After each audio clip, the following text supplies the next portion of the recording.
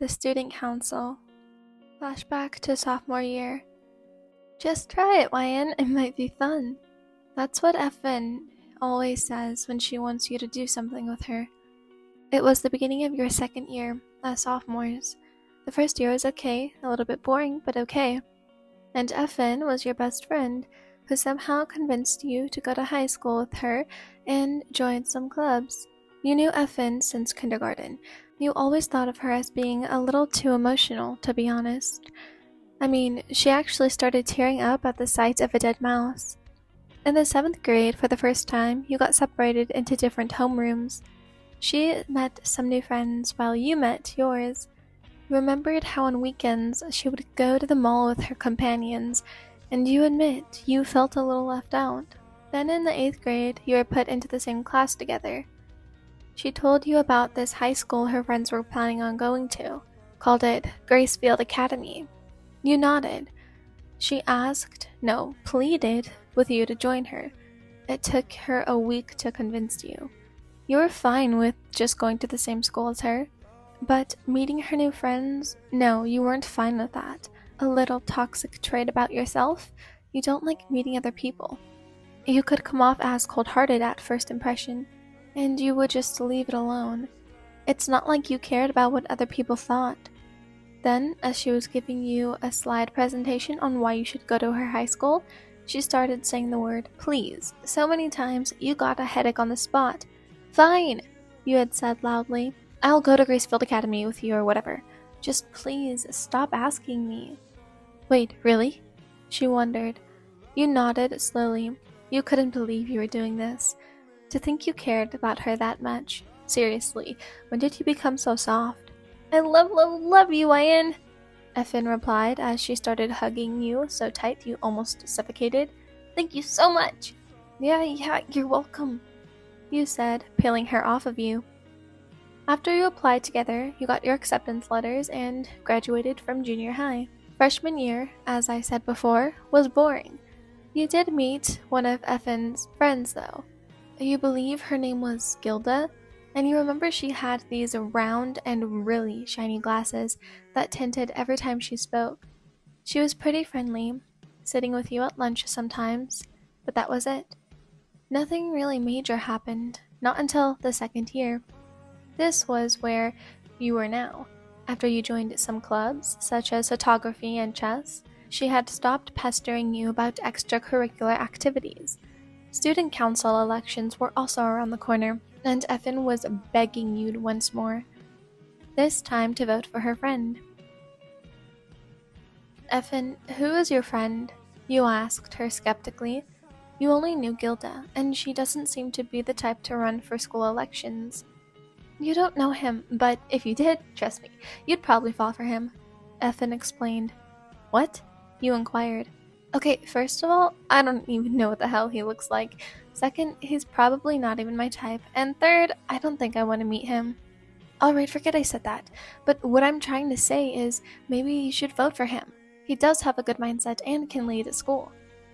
Her words convinced you, but a little bit. You sighed. When did Effin learn to become so persuasive?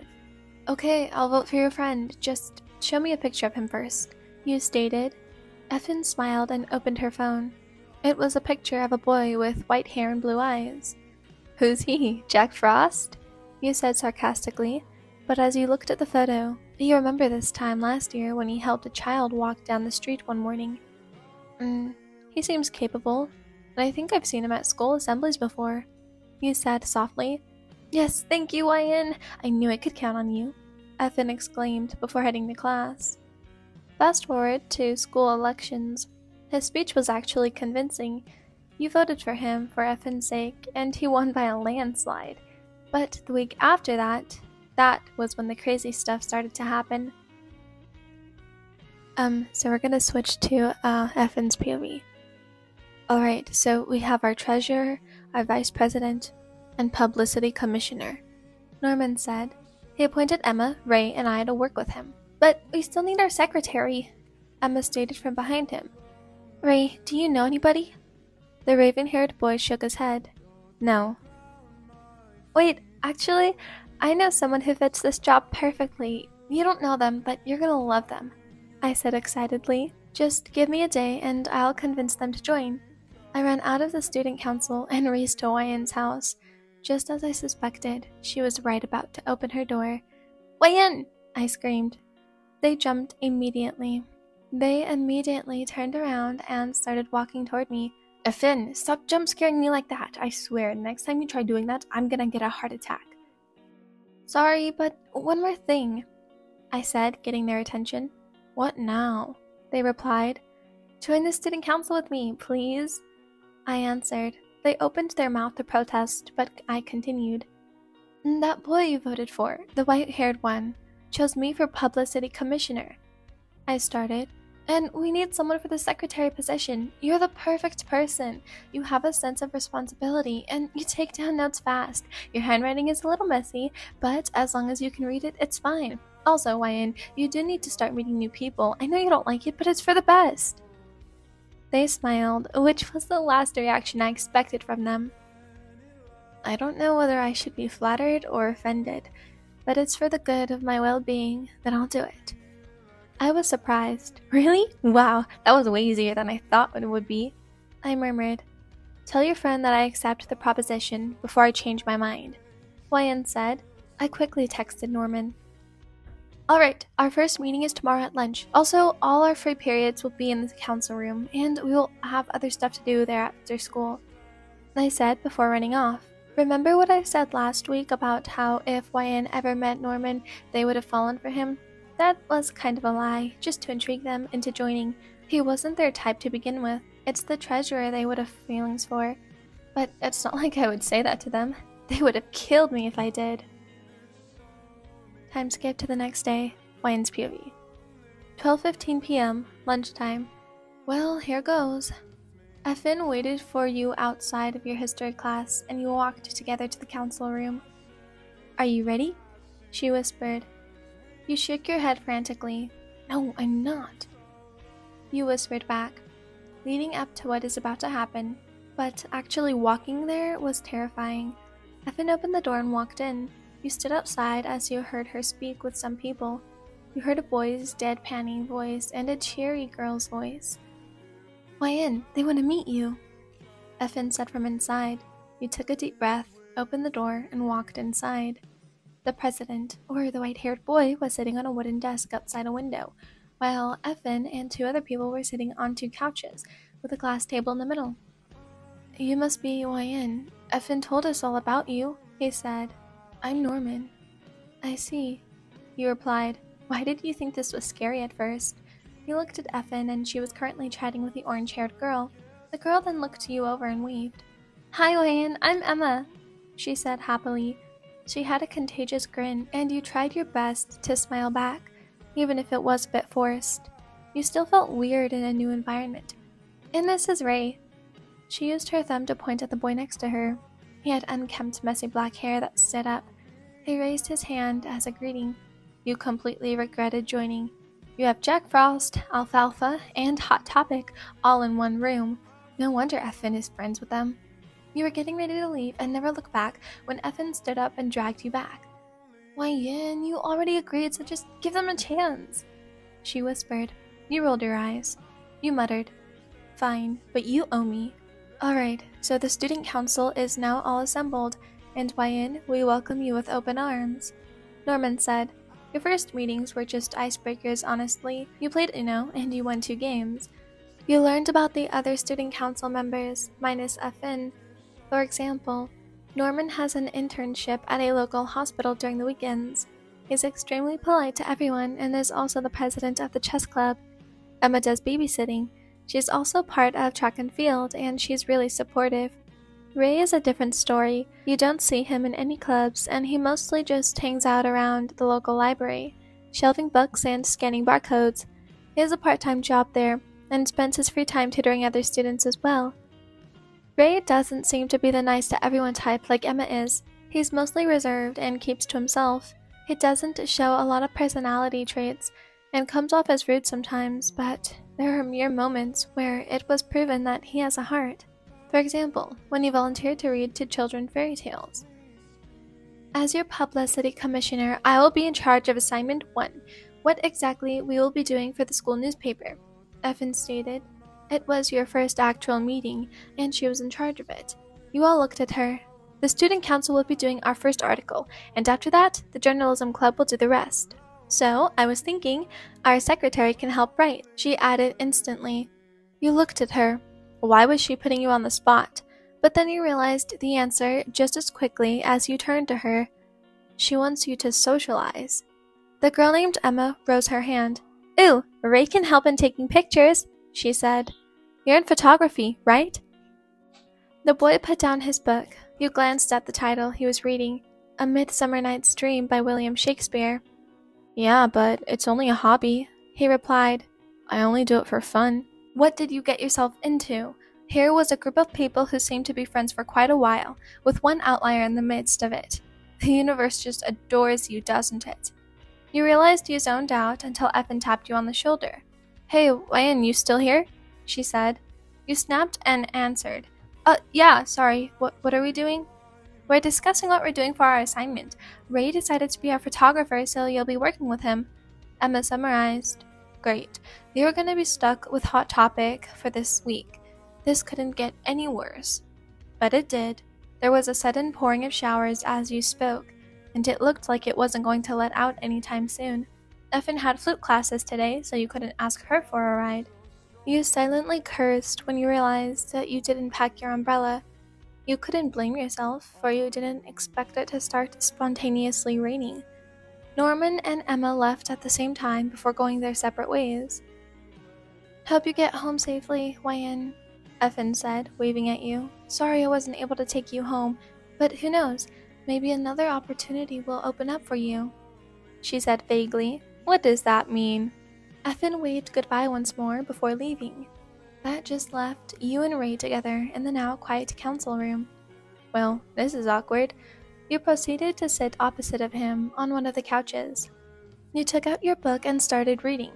He began to write on the blue post-it note. You picked Romeo and Juliet for your assignment. You had to pick one of Shakespeare's plays and write a literary analysis of it. You guessed that was why Ray was reading A Midsummer Night's Dream earlier. You enjoyed the silence until he broke it. Romeo and Juliet? He said monotonously, gazing at the cover. How classic. Was that an insult or a compliment? You answered. He tilted his head and narrowed his eyes at you. Take it however you want. He replied. But two star-crossed lovers in fair Verona? Depressing. You rolled your eyes at him.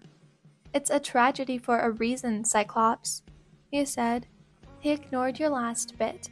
Well, if you ask me, they're just plain idiots. Like, come on, killing yourself over your loved one supposedly dying? You agreed. It's silly, really, but that's all they could do. I do wish someone described me as Romeo describes Juliet. You saying that makes you sound like you're a hopeless romantic. Ray teased. Seriously, what was his problem? I am not. I just want someone who could be as eloquent as him. That's all, you explained truthfully. You watched as his eyebrows knit, while he looked at the floor thoughtfully. You like someone good with their words, huh? He said softly. That's cute. Was he making fun of you now? It's been just 1 week and you despise him already. You choose to ignore him. You know, I should get going now, so goodbye, have a wonderful day, you said sarcastically. By wonderful day, you hope he gets hit by a car.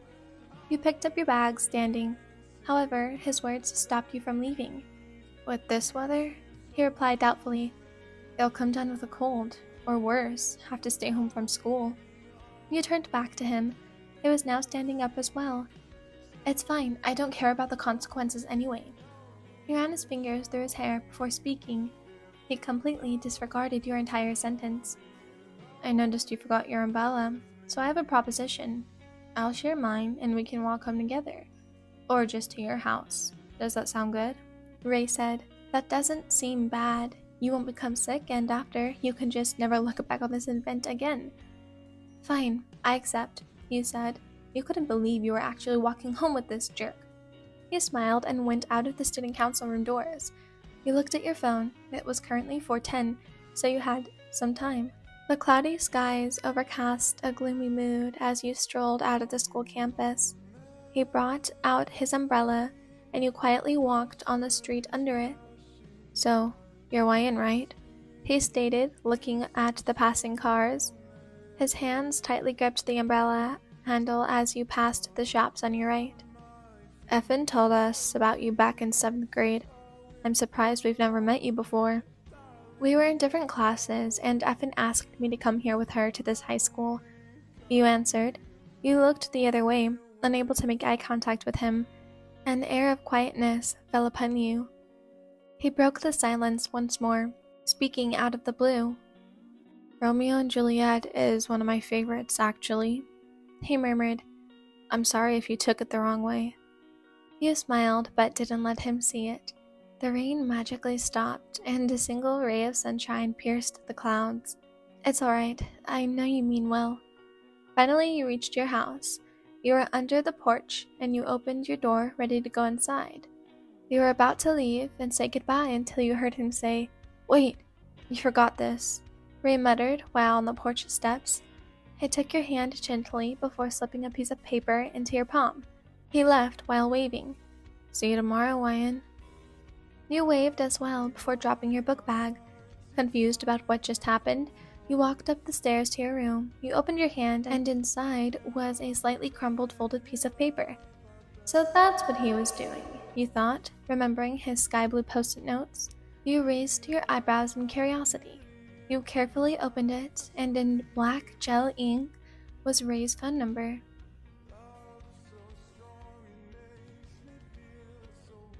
Stop, you cannot tell me that was not the cutest thing you have ever heard, read, seen. Wow, that was so cute, stop. That was adorable. I hope you guys enjoyed this. So I thought it was going to be part 2 to Midnight Melody, because that's what it said. See, listen, I'm going to read it. It says, "This one shot will be a short one relating to the ongoing story of YN and the Student Council, aka the ones with Midnight Melody, Classic, and the Christmas Special." See, that's why I thought it was like a part 2. Oh, my mom's home. Anyways, I'm going to see you guys tomorrow. I hope you have an amazing evening, an amazing afternoon, an amazing morning, whenever you are, and I will see you guys when I see you guys. Goodbye, everyone.